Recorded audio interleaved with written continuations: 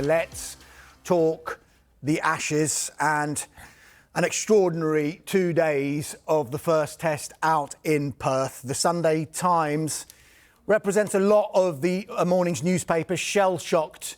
That's the image of Ben Stokes, the England captain, and something he said after the game that he was shell-shocked. I'm sure someone else who shares those sentiments is the Sunday Times, Martin Samuel. We can join him live now from Perth. Martin, good morning to you, good evening to you, rather, out there in Perth. Good afternoon, actually. I'm sure you weren't expecting to be on Sunday Supplement today because you were probably expecting to be watching day 3 of this test match. Just to quote something from your piece, there can rarely have been such a seismic day in terms of mental deterioration.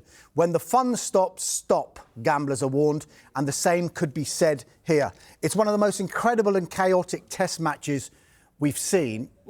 Could you actually believe what you were watching? No, not really. But for 2 days, you couldn't believe what you were watching, really. It's got to be the first sports event in history where the highlights package is exactly the same length as the match, really, because there wasn't a single bit of it that you wouldn't have thought, oh, well, this needs to be in the highlights reel. So we had 19 wickets on the first day and absolute chaos on the second. So, no, but I mean, for England, it was it felt seismic because there was such an air of confidence around the first test.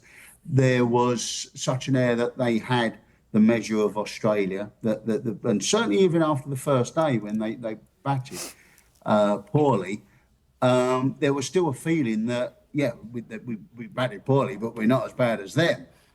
And then the second day, everything that England wanted to achieve, everything that England talk about achieving, Travis Head achieved. And next to nothing that England talked about achieving, they achieved. It's as bad a day as you'll see. You mentioned that air of confidence, Martin, and it was probably still there in England's second innings because they were 65 for 1 and looking like they could post a good score and put the game out of Australia's reach. But from 65 for 1 to 164 all out, that's you just can't excuse that, can you? No, they were 100 ahead against a team that had made about 100 and what was it, 30 odd in the first innings, 100 ahead with 9 wickets in hand, with some of what we believe are some of the best batsmen in the world.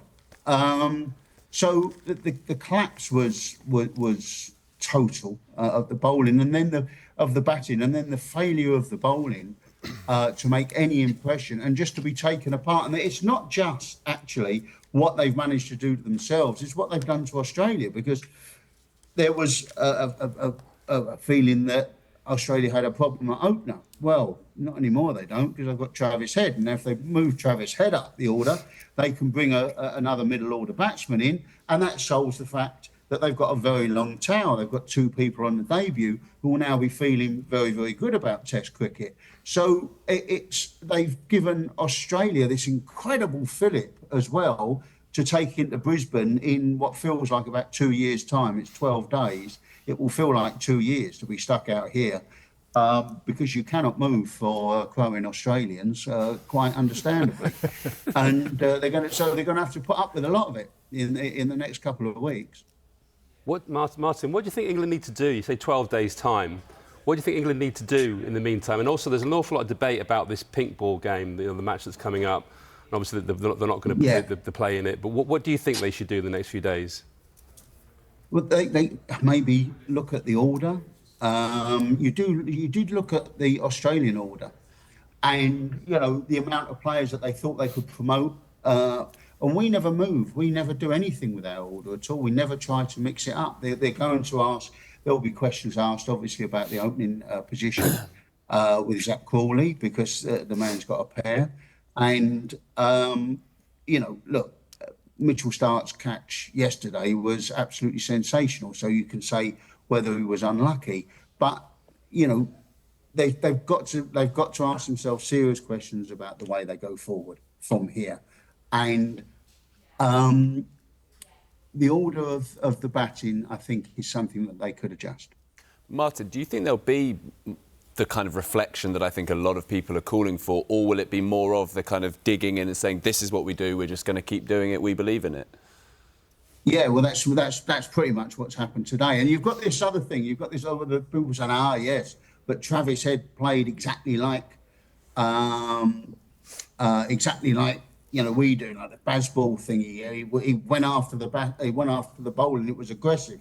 But that's like those teams, football teams, and they try to play like Pep Guardiola does, and they keep getting caught passing out the back.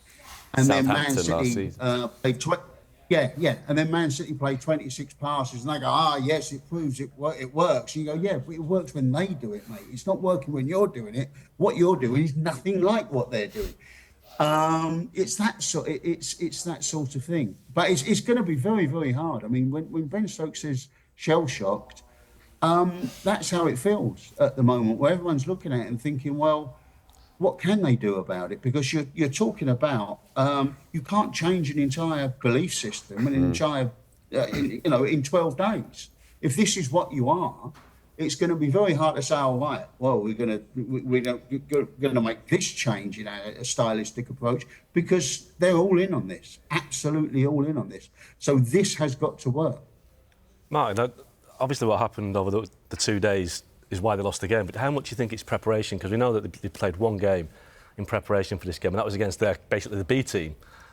Are they just basically stuck in this bubble that Jeff Boycott says they're stuck in, that the bubble, they don't listen to anybody else? So is it more than that? Yeah. Well, let's put it like this: the has-beens, as Ben Stokes call them, have been are feeling rather spectacularly vindicated at the moment, having said, well, they're undercooked, they're underprepared. They played on a pitch that was very. They prepared on a pitch that was nothing like. They played on a pitch that was nothing like the one that they faced at the Optus Stadium. It was sort of low, it was slow. The bowling wasn't like the Aussie bowling. That's got to be a factor. I mean, I was talking to Michael Vaughan, and that was even on the first day. And he said, look, his attitude was, look, I don't mind being called a has-been, but you've got to win. You've got to win. Just go out and win, So then you can call us whatever you like, but just go out and win. And that's the problem. That we talk a fantastic game, and it's very, very easy to believe in it. I mean, I spent time with Zach Crawley in the summer. A lot of it, when the man's talking about it, you go, I can see what they're trying to get you to do. I can see that they want you to go after the bowler. They want you to try and put pressure on the bowlers, to knock them off their line, to make them worry about what length they're bowling. All of this, it all makes perfect sense, but the execution of it was really problematic, because Scott Boland cleared out England's middle order, cleared out three of the best batsmen in the world, basically by keeping it tight.